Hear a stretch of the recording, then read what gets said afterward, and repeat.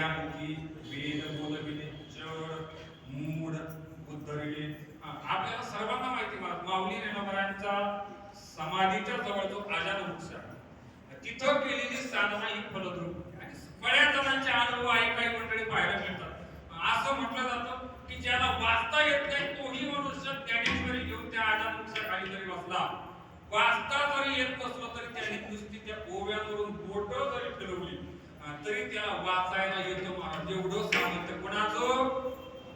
माऊलींचं. महाराज याला म्हणतात जड मूड उद्धरिले रेड्यांकी वेद बोलविले. होता कृपा तुमची पशु बोले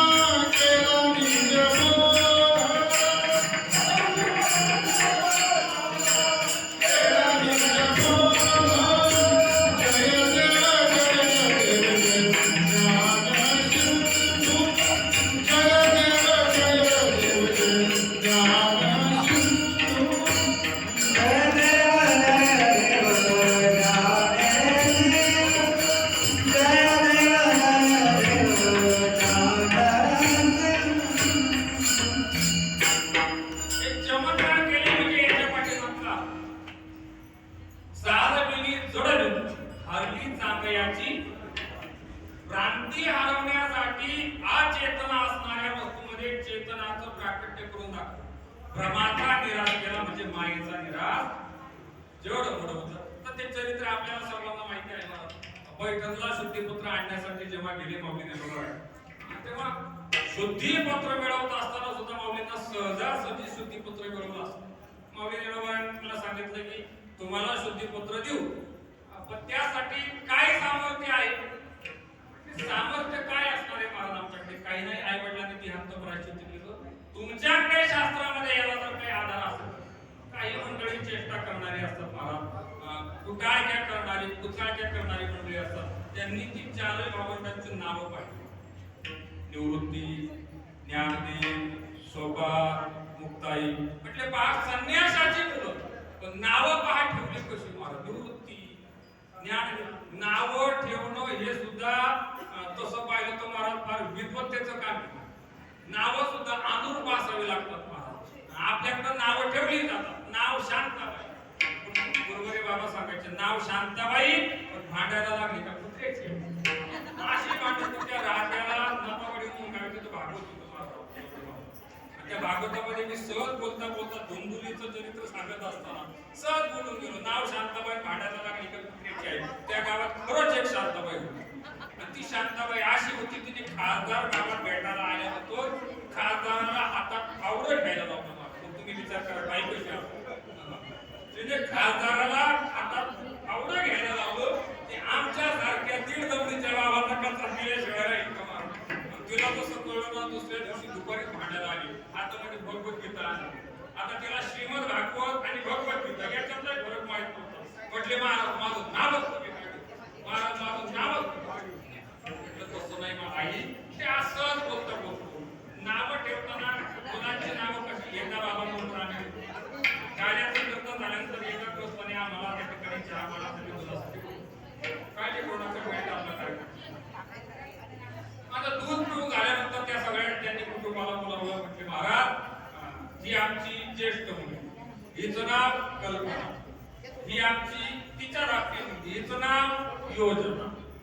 दोन मुलीनंतर आम्हाला तिसरा मुलगा झाला त्याचं नाव विकास. त्याच्या पाठी आणखीन एक झाला त्याचं नाव विलास. आणि हा आमचा सगळ्यात धाकटा शेटेफळ त्याचं नाव कैलास. ते पहा किती कल्पकतेची नावं ठेवली. अगोदर कल्पना निर्माण, ती कल्पना योजनेत आणली. कल्पना योजनेत आणल्यानंतर योजना प्रत्यक्ष उतरल्यानंतर महाराज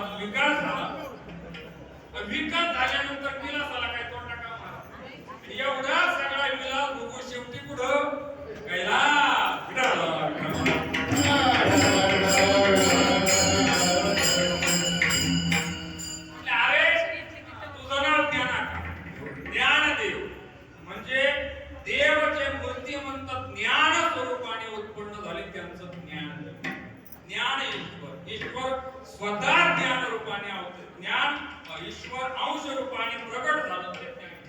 तेवढ्यात एक हमाल तो रेड्यावाला त्या पखालीमध्ये पाणी भरून घेऊन जातो. त्याला आवाज दिला, सांगितलं का रे तुझ्या रेड्याचं नाव काय? त्याने सांगितलं ज्ञान. सांगितलं तूही ज्ञाना तोही ज्ञाना. मग तू आणि तो एकच का वेगळे? कधी कधी प्रश्न सामान्य माणसाच्या कल्पनेच्या बाहेरचे असतात. याच्यासाठी प्रश्न विचारणारा कोण आहे हे फार महत्वाचं असतं. एकदा भगवान प्रभू रामचंद्र परमात्म्याने हनुमंतरायांना सहज वनवासात असताना प्रश्न केला, हनुमंतराय तुम्ही कोण? काय प्रश्न विचारला? हनुमंतराय तुम्ही कोण? आता मला सांगा, भगवान प्रभू रामचंद्र परमात्म्याला हनुमंतराय कोण आहे हे माहित नव्हतं का? माहिती होतं. कोण आहे? अंजनीचा सूत आहे, माहिती होतं.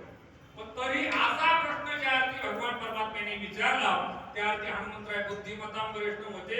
त्यांनी विचार केला की भगवंताच्या प्रश्न विचारण्यापाठी मागचं काहीतरी कारण वेगळं पाहिजे, असलं पाहिजे. हनुमंतराय बुद्धिमत्ता वरिष्ठ होते. त्यांनी उत्तर दिलं, देहदृष्ट्या दासोहम, जीवदृष्ट्या तदंशकः, आत्मदृष्ट्या त्वमेवहम् इति मे निश्चला. म्हणते देवा, जीवदृष्टीने जर पाहिलं तर मी तुझा दास आहे. जीवदृष्ट्या तो दासोहम, आत्मदृष्ट्या तदंशकः. आत्मदृष्टीने जर पाहिलं तर मी तू एकच आहे. लक्षात ठेवा, तुझं माझं नाही भेद केला सहज विनोद. तसं माऊली ज्ञानोबाने सांगितलं की तो ज्ञान आहे, मीही ज्ञान आहे, त्याच्यातलं जे आत्मतत्व आहे तेच माझ्यामध्ये आहे. महाराज याला समत्वाची भावना असते. आपल्यातही आत्मा आहे आणि यांच्यात काय आत्मी आहे का? शरीर तत्वाने त्या ठिकाणी देह धारण केला की तो भेद तयार झालेला आहे. तेच तत्व पशूंमध्ये गेलं की तो पशु झाला, तेच तत्व वृक्षांमध्ये गेलं की त्याचा वृक्ष झाला, तेच तत्व जलचरांमध्ये गेलं की ते जलचर झाले. फक्त धारणाची क्षमता, धारणाची क्रिया ज्याच्या संघाने घडली त्याला तशा पद्धतीचा तो देहाचा भेद आहे, आत्मतत्वाचा भेद नाही. आपल्यातही आत्मा आहे, स्त्रियांमध्ये सुद्धा आत्माच आहे आणि जे टोल नाक्यावर असतात त्यांच्यामध्ये सुद्धा आत्माच आहे. जीवदृष्ट्या आत्मदृष्टीने जर पाहिलं तर त्याच्यामध्ये माझ्यामध्ये काही भेद नाही. मग सांगितलं जर तू वेद बोलतो तर तोही वेद बोलेल का? माऊली ज्ञानोबाने सांगितलं काही हरकत नाही, त्याचा आणि माझा आत्मतत्व एकच आहे. मी वेद बोलल्यानंतर तो माझ्या पाठीमागे वेद बोलेल. माऊली ज्ञानोबाने त्याच्यामध्ये बोला वेद बोलायला सुरुवात केली. एक चक्षुषा पश्चंती पश्चंती ज्ञान चक्षुषा. आणि माऊली ज्ञानोबांनी त्याच्या मस्तकावर हात ठेवल्यानंतर तो रेडा वेद बोलू लागल्यानंतर मग माऊली ज्ञानोबांचा जय जयकार झाला. म्हणून नाना महाराज म्हणतात संत महिमा वर्णू किती. अशी किती तरी वर्णन माऊली ज्ञानोबांचे जरी केले तरी माझ्या वाणीने त्या ठिकाणी माऊली ज्ञानोबांचं वर्णन पुरेसं होणार नाही. म्हणून मी आता जास्त काही न बोलता केवळ माऊलींच्या समोर नतमस्तक होतो, माऊलींना नमन करतो. अभंगाचं शेवट. नामयाचा